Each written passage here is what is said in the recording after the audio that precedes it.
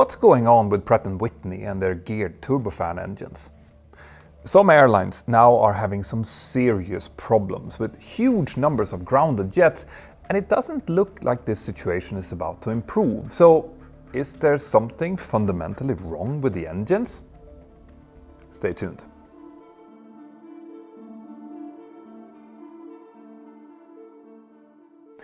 Over the past few months, I have concentrated a lot on problems with Boeing, and there might still be some more to come because, well, Boeing just keeps popping up in the news.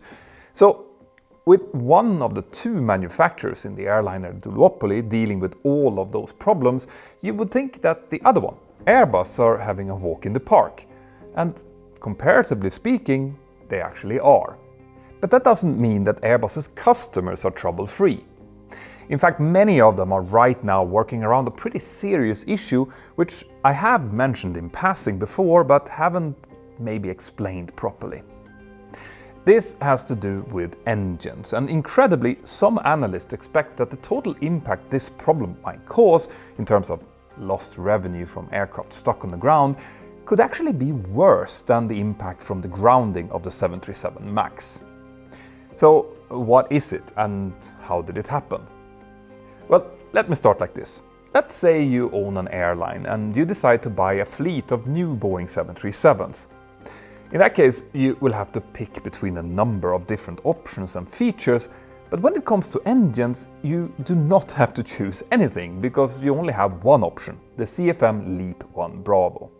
That's the engine that is currently being used by all 737 MAXes, but even on the previous 737 generations, you also only had one choice, the CFM 56 for the 737NG and Classic, and the Pratt Whitney JT8 Delta for the original Jurassic models. But airlines flying the Airbus A320 family have always had two engine options. Legacy Airbus A320s had their own variant of the CFM 56 or the V2500 made by International Aero Engines.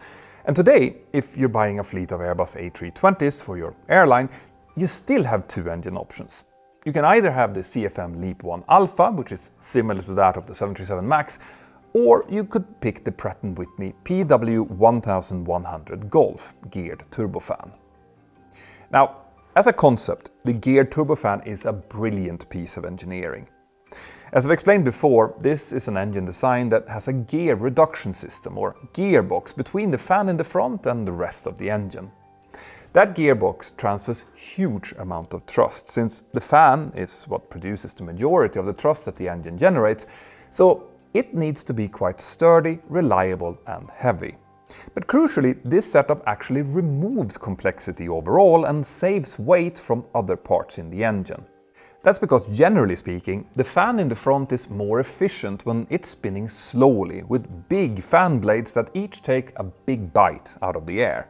But most of the other parts in the engine, like the compressor just behind the fan or the turbine at the very back, are more efficient when they're spinning faster.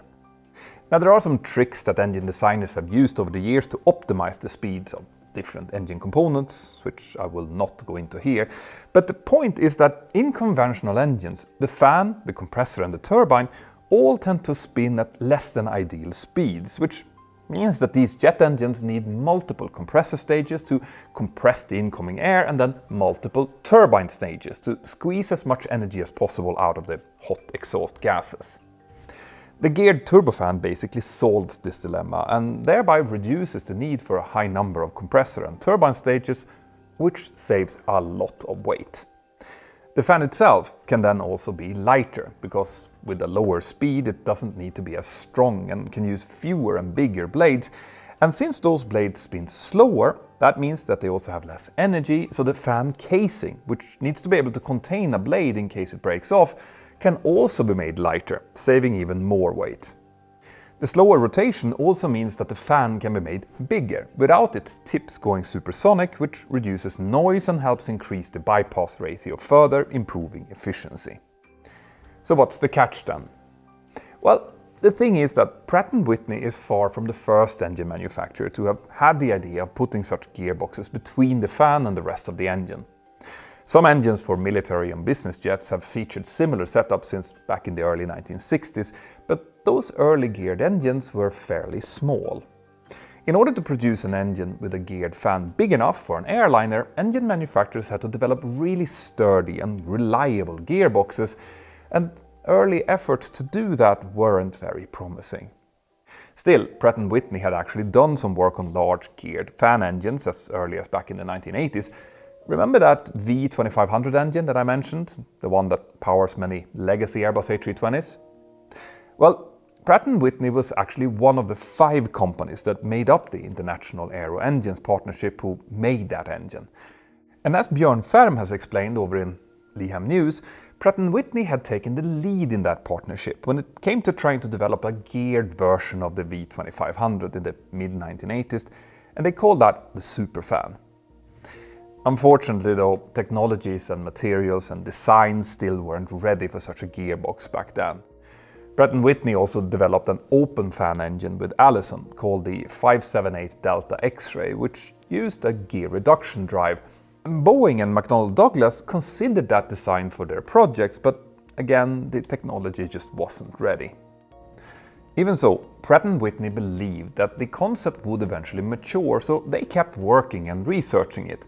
And by the arrival of the 21st century, they knew that they were getting somewhere. But by this time, they had also decided that developing such an engine was going to be key for the company's future. And today we are able to share that story with you, in part thanks to our sponsor Odoo. If you're an entrepreneur, you will definitely want to hear this, because Odoo is the ultimate all-in-one management software that makes running your business easier than ever. With over 45 powerful apps covering CRM, invoicing, project management, and even website creation, Odoo has everything you need to manage your business all in one place. And for all of you freelancers out there, Odoo has you covered too, because creating invoices is a breeze thanks to their professional templates. Plus, you can then use the mobile app to send those invoices, track payments, or even handle batch payments for vendor bills, anytime from anywhere. And one thing that your clients will also appreciate is the seamless customer portal, where they can pay using their favorite online method. Basically, it's all designed to help you stay on top of things. Like to track open payments with clear statuses and due dates, and even set reminders for follow-ups so nothing slips through the cracks. And the best part? Well, Odoo grows with you. Start with one app, completely free for life, and then add more as your business expands. Unlimited hosting and support are of course included, so you will always have the help that you need. So if you're ready to take your business to the next level, check out the links here in the description below and try out your first app for free today. Thank you, Odoo. Now let's continue. Even before the turn of the century, Pratt & Whitney could see that they had a big problem. Unlike the way that things had been back in the 1960s and 70s, they were now no longer the ones to beat in the single-aisle aircraft market. Like I said earlier, Pratt & Whitney had made the engines for the very first 737s, the 100 and 200s, and they had also made versions of the same engines for Boeing 727, for the McDonnell Douglas DC-9 and MD-80, and also several others, even some late versions of the French Caravelle. All of that had made Pratt & Whitney an industry leader for short and medium-haul jets back during those times. But if we now fast forward to the 2000s, the picture was then very different. General Electric and Safran had now basically cornered the market with their CFM56, aside from the V2500 option for the Airbus A320. And a version of that engine was also used on the MD-90, whose production ended in 2000. And its successor, the Boeing 717, instead used Rolls-Royce engines. Now, engine manufacturers actually make a good proportion of their money from engine service contracts, so Pratt & Whitney still benefited from the servicing needs of those V2500 engines, and even from a few of the 737 Jurassics that were still around. And to understand just how critical these service contracts are, just consider this. In 2006, Pratt & Whitney was still responsible for servicing around 36% of the world's aircraft fleet, which was more than any of its competitors. But quite a big portion of that percentage still involved the engines of the old 737s and MD-80s, but that 36% market share was only going to get smaller unless they did something.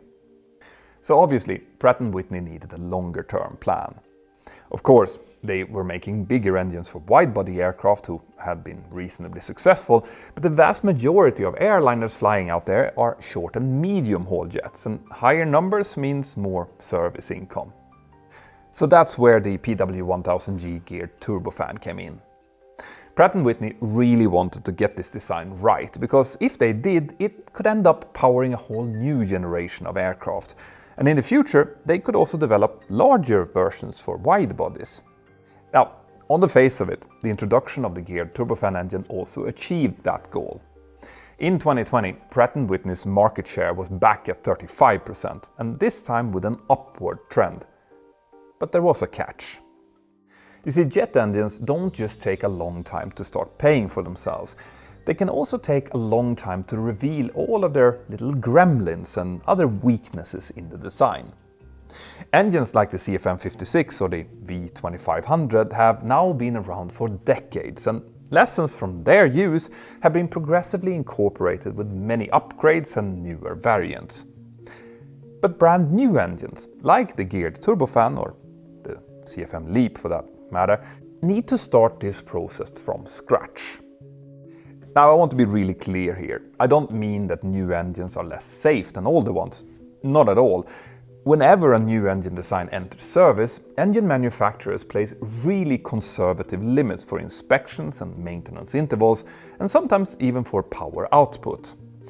They do this until they're happy that the engines are working the way that they are supposed to, without getting worn down too fast.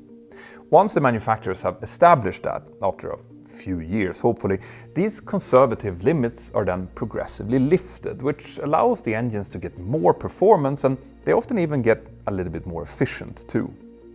Now, engine startup times are now happily also slowly coming down, which is a big deal because both these and the CFM LEAP engines take forever to start, but that's another story. Anyway, exactly that kind of incremental improvement process was what Pratt & Whitney seems to have planned for their PW1100 Golf as well. And they started by introducing what they call the GTF Advantage program in 2021, with initial plans for the first of these engines to enter service in 2024. But the problem was though that well before 2021, Pratt & Whitney had noticed a really high number of infancy problems with its entire GTF family. The Airbus A320neo family was the biggest user of this engine, but far from the only one. The Airbus A220 uses a slightly different version with a smaller diameter, and the Embraer E2 uses yet another variant, and on top of those, at least two more versions were also developed, one for the Russian MC-21 and the other for the cancelled Mitsubishi SpaceJet. Two airlines that drew attention because of these problems with their GTF engines were Indigo and Go Air India. Both of them were early customers of the Airbus A320neo family and therefore also of these engines, and they also shared another thing: India's atmospheric conditions.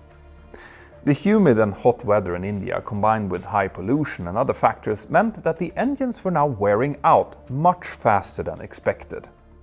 Problems included leaking bearing seals and several issues with cooling and combustion, especially in the coastal environments, and it turned out that the gearboxes had their own teething issues too. These problems were typically found during inspections on the ground or after flights where the pilots had received some type of warning, but the high frequency of both of these problems meant that both of these Indian carriers had to ground multiple aircraft. Then, in 2019, Indigo reported 4 cases where a geared turbofan engine had been forced to shut down or had shut itself down in mid-flight. Now, there had already been similar cases of this in other places, but these 4 shutdowns happened in the space of only 3 days. Now, Swiss was another early operator of the GTF engine, since they were the launch customer of the Airbus A220, and they obviously operate in a very different climate to India's, but even though that was the case, they also faced a number of in-flight failures, including some that had apparently been caused by a software update which had led to engine vibrations. Now again, teething problems with new engines aren't unusual. CFM had its own durability issues with the LEAP family too, and I've also covered the Rolls-Royce and its Airbus A350 engines and their issues in certain hot climates. But for Pratt & Whitney, the problem was that the frequency of these issues was combined with yet another hurdle. You see, the introduction of new engines also introduces changes in supply chain and service networks, which have to build up a completely new stock of spare parts. And on top of that, engineers obviously also have to be trained in how to inspect and service these new engines. And remember, as this was all going on, a lot of other changes were happening at this very same time. CFM and Pratt & Whitney had new engines, Boeing and Airbus had the MAX and the Neo respectively, and of course there was the Airbus A220 and the Embraer E2, all getting introduced within the same decade and all facing similar supply chain issues. And that was even before we got to the infamous year of 2020. Now gradually Pratt & Whitney seemed to be getting on top of their problems. New software, new airworthiness directives and procedures, and eventually improvements in the engines themselves seemed to reduce at least the in-flight problems. But then, in 2023, a new problem appeared. A problem that would have far greater implications for the company and their customers. This time, the issue wasn't a design defect, software, or environmental conditions. Instead, what Pratt & Whitney discovered was that they had a manufacturing defect involving the high-pressure turbine. Now, the high-pressure turbine of a modern jet doesn't have a very easy life. These parts are fitted immediately after the combustion chamber, and they therefore experiencing the highest temperature in the whole engine. And that means that they have to be manufactured just right. Pratt & Whitney makes the discs for the GTF's high-pressure turbine out of powdered metal, and what they found in the summer of 2023 was that they had a contamination issue with the metal used to make these components. Something that could cause cracks to appear with unpredictable results. Pratt & Whitney actually discovered this issue after a turbine disc failure, not on a new GTF engine, but from a legacy V2500 engine. They had manufactured that metal powder themselves, and according to the air current, bits of ceramic tooling had at some point broken off and gotten mixed into the powder, contaminating it. Now, the company used essentially the same process to make the turbines for the GTF engine, and this meant that Pratt & Whitney now wanted to inspect all engines made between the end of 2015 and the third quarter of 2021, which in the world of aviation is a really long time.